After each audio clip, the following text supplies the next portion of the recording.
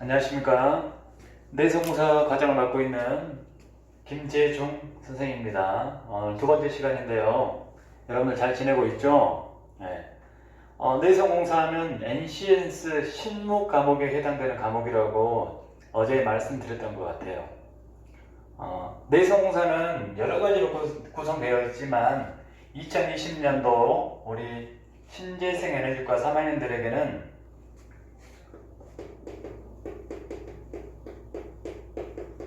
우리가 좀 NCS는 좀 익숙치 않지만 능력단위라는 얘기를 합니다. 그래서 능력단위에 해당되는 것 중에 동력 제어방 공사,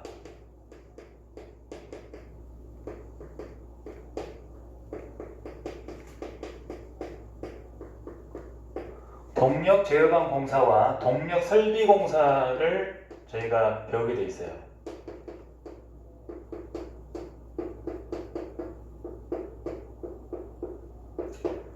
그래서 대부분 실습이 이루어져야 되지만 지금 현재 이 관련된 이론으로 지금 수업을 하고 있기 때문에 사실 어려움이 많다고 어제도 말씀드렸던 것 같아요.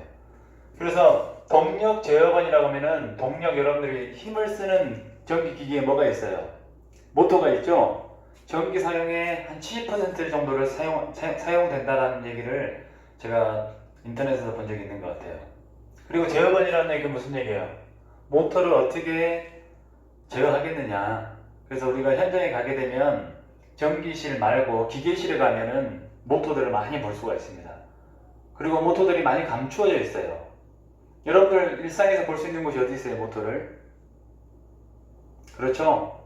승강기, 영어로 말하면 엘리베이터죠. 다 본 적 있죠? 아파트에 사는 친구들 같은 경우는 3층 이상의 학생들 같은 경우는 엘리베이터 사용할 것이고 1층의 학생들 같은 경우는 걸어서 그냥 들어가면 되겠죠. 그래서 거기에 나와 있는 가장 많이 사용하고 있는 게 바로 삼상 유도 전동기입니다. 뭐라고요? 삼상 유도 전동기입니다. 그래서 선생님이 이제 그 유튜버 연결시켜놨는데요. 삼상 유도 전동기 원리에 대해서 여러 가지 영상 중에 그래도 가장 잘 나와 있는 영상을 제가 올려놨어요. 여러분들 전기기기 시간에 삼상 유도 전동기에서 배웠겠지만 삼상이라는 건 또 어디에서 배웠어요? 전기 이론에 대해서 배웠죠? 삼상은 직류입니까? 교류입니까? 대부분 교류라고 볼 수 있죠.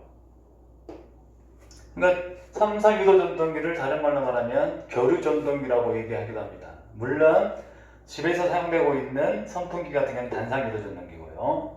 그래서 삼상 유도 전동기는 교류 모터라고 하고 우리가 사용되는 직류 모터, 직류 모터는 어디에서 볼 수 있어요? 아이들 장난감에서 많이 볼 수 있죠.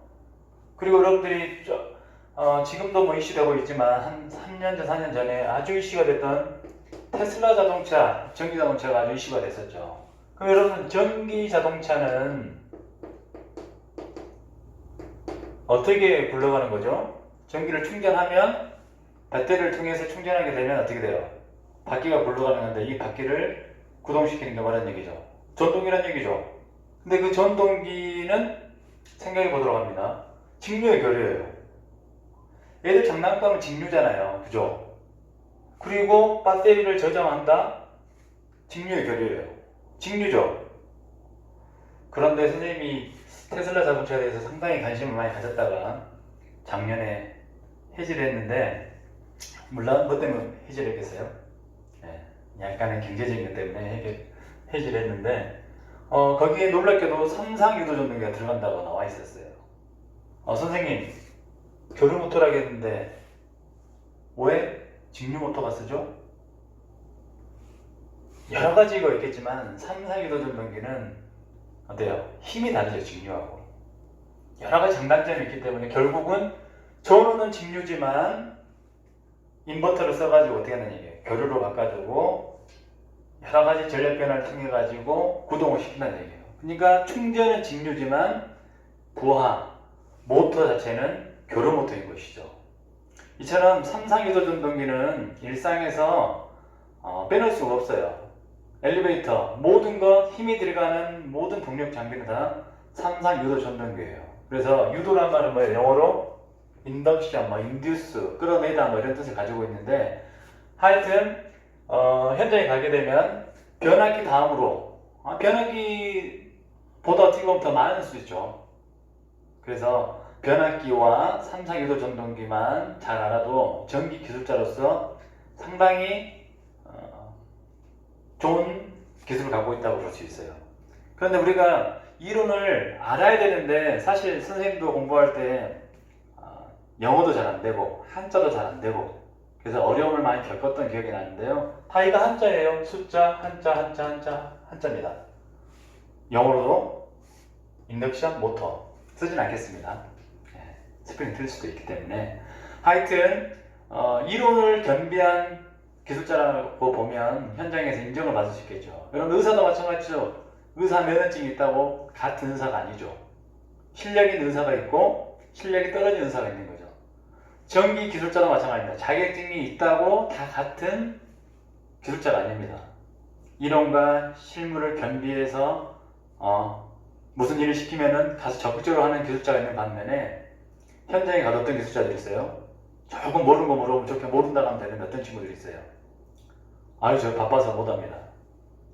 그래서 선생님은 항상 예전에 현장에서도 근무해본 적이 있지만 모르면 모른다라고 얘기할 수 있는 게 상당히 용기 있는 것 같아요. 그래서 여러분들 내성봉사 이 과정이 사실 언제까지 계속 이론을 하게 될지 모르겠지만 어려움은 분명히 있습니다. 그러나 유튜브 5분, 10분 드래그 버리면 금방 끝나는 겁니다. 그러나 여러분들이 그 시간만큼이라도 집중해서 공부를 했으면 좋을 것 같아요. 여러분 알겠죠? 그렇게 할 자신 있죠? 네.